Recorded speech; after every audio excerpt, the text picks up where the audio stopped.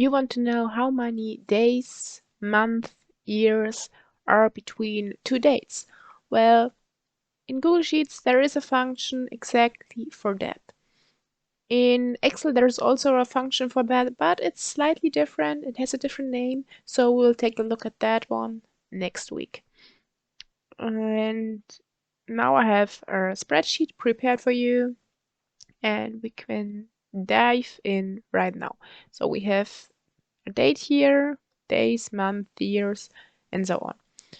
So the function is DATEDIF, and we need a start date and an end date, and I will just show you what happens if you enter 2 times the same date. So it's also our end date, and we want to have days in this column, so we may enter a big D, and we have 0 days. And now we can just fixate the first and just autofill. So now we have this always a start date, and this cells as the end date. And you see it works perfectly fine. What happens if you switch the dates, so start and end date, we can also do that here. We'll just start from the bottom. Diff, start date this and end date this. So we just switch these two. And because we want month, we enter a big M. And you see there's an arrow because it also explains it.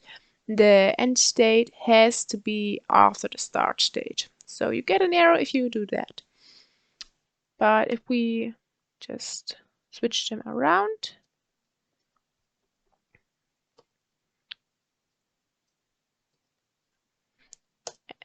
and enter them, that works fine, and we can again just push it over. So I have also a list with all the units you can use. So we have year, month, days. We have days without whole month. How that works, we can take a look in a second. Then we have month without whole years and days without whole years. So we just fill out the date. We just fill out the table, and then let's have a look at that. So start date, end date, fixate, and unit.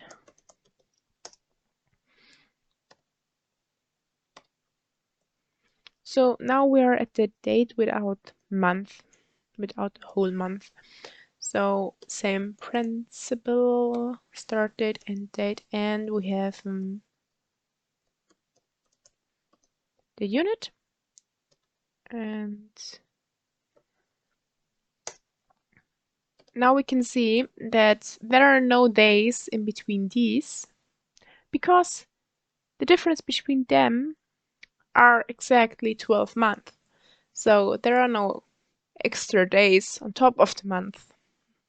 While here, the difference are 15 days. So we have 15 or 10 in this. Because the last full month was on the 1st of November. And we can do the same with that.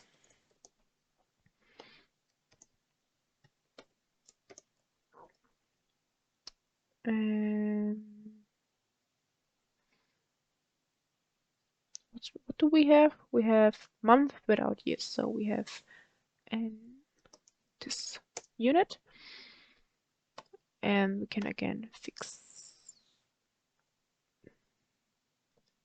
Oh, wrong key. Fixate that.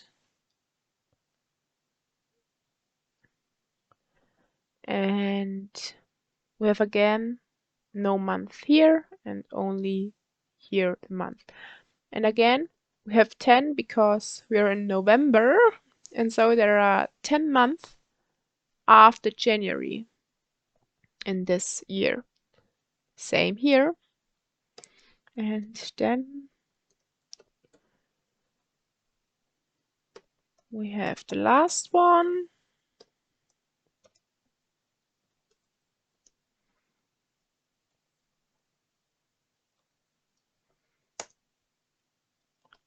And as you can see, now we have just the days that are not adding up to a whole year. And that's basically all possibilities you have with this function. And you can also enter into this function. I will just say today, and today is the 16th of November. But anyway, we can just enter in this function today as end date, start date. It doesn't matter. We can just enter today and say we want the days, we want whatever, and enter, and it can also use it that way. Same with month, years, it doesn't matter. You can use it like that.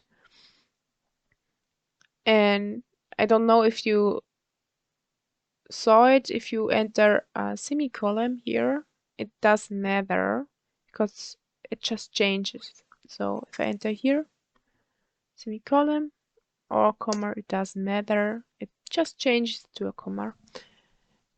And I just doing the semicolon automatically because in other spreadsheets it's not that common to just switch it.